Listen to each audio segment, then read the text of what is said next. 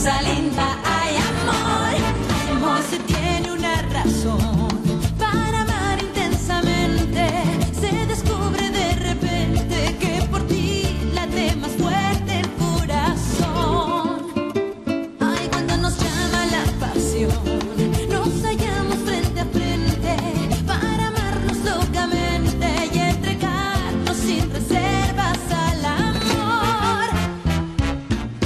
Ay, amor, quédate muy dentro. Aquí está tu Rosalinda para vivir en tus sueños. Ay, amor, que me estoy muriendo. Es esta tu Rosalinda que solo quiere tus besos. Ay,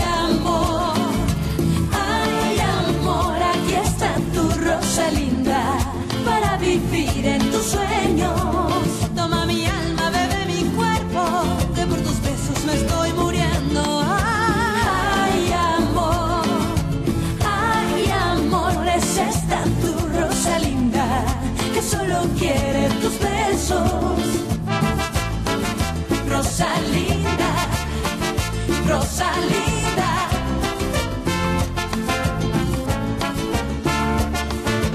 Rosalinda, ay amor. Kung mahal natin ang isa't isa, ba't kailangan pa natin maghiwalay? Bakit? Dahil matagal nang tapos ang relasyon natin at hindi na maayos. Dahil ang bato sa pangako mo kay Agustin? Siya lang ang nasa tabi ko nung wala akong kakampi. Palagi kitang mamahalin, palagi. Kailangan na nating tanggapin ito. Ibig sabihin, nagpapaalam ka na sa akin?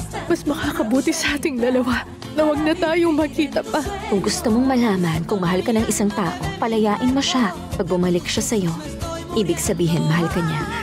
Ba't mo sinabi sa kanya na galit ka kay Miss Serias at na gusto mo siyang mamatay noon pa?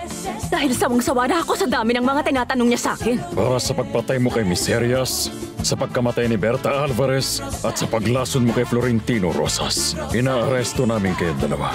Tandaan mo, kung hindi dahil sa akin, hindi ka naman matututong mamuhay ng disente. Wala kang utang na loob. Tinraidor mo ako kasi traidor ka talaga.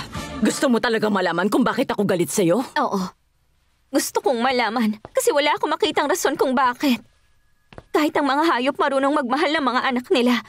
Samantalang ikaw, ni kahit konting ano, wala. Ni hindi mo nga rin masabi kung sino ba yung papa ko. Dahil yun sa hindi ka bunga ng pagmamahalan. Kaya ka lang naman nandito. Dahil pinagsamantalahan ako. Hindi! Oo! Kaya simula nang pinanganak ka, kinasusuklaman na kita. Sinusumpa ko yung araw na nabuo ka. Sino? Sino ang papa ko? Isang lalaking. Iniisip ko pa lamang ay sobrang nasusuka na ako.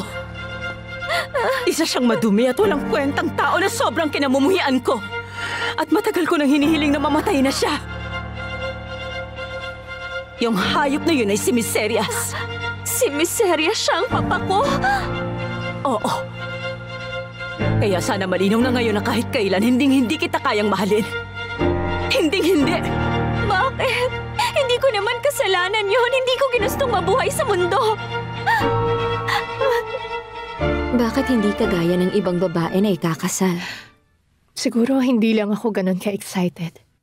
Rosalinda, kung di ka sigurado sa pagpapakasal, mas makakabuti sa'yo kung umatras ka na ngayon habang maaga pa. Pero hindi ko kaya. Hindi ko talaga kaya. Nangako na kasi ako kay Agustin. Maiintindihan niya yan kung ipapaliwanag mo. Kung mahal ka niya, gugustuhin niya yun makakabuti sa'yo. Hindi, Natalia, hindi. Hindi ko babaguhin yung mga plano namin sa buhay. Pero Rosalinda... Huwag mo nang ipilit pa, pakiusap. Mabuti pa sabihin mo nang sasamahan niyo ako ni Gerardo sa kasal ko. Hindi ko pa alam. Best friend ni Gerardo si Fernando Jose. Pakiusap, Natalia. Mahalaga to para sa akin.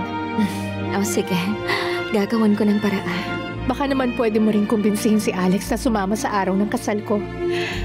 Nakita ko lang kayo. Nagkakaroon na ako ng lakas ng loob.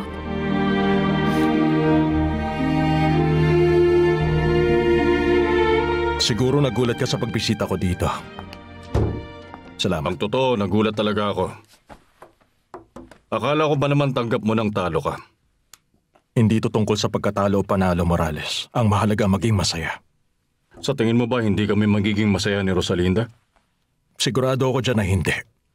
Nandito ako para kumbinsihin kang palayain si Rosalinda sa pangako niya sa iyong pakakasalan kanya. Morales, Mahal ako ni Rosalinda. Mahal niya ako. Pero wala siyang sinabi sa akin. Hindi na niya kailangan pang sabihin sa'yo. Hindi ka niya mahal. Ako ang mahal niya, Morales. Matagal na kaming nagmamahalan. Kung totoong mahal ka niya tulad ng sinasabi mo sa akin, hindi niya ako pakakasalan. Hindi ko rin naman siya pinipilit. Kung papayag siyang magpakasal sa akin, dahil yun sa naniniwala siyang matututunan niya rin akong mahalin gaya ng pagmamahal ko sa kanya. Pakiusap, Morales. Makinig ka naman. Hindi ka mamahalin ni Rosalinda. Pasasalamat yun. At yung utang na loob niya sa'yo ang dahilan. Pakiusap. Palayain mo siya. Hayaan mo na kasing maging masaya kaming dalawa. Huwag ka nang maging hadlang sa kaligayahan namin. Pakiusap. Alis na ako.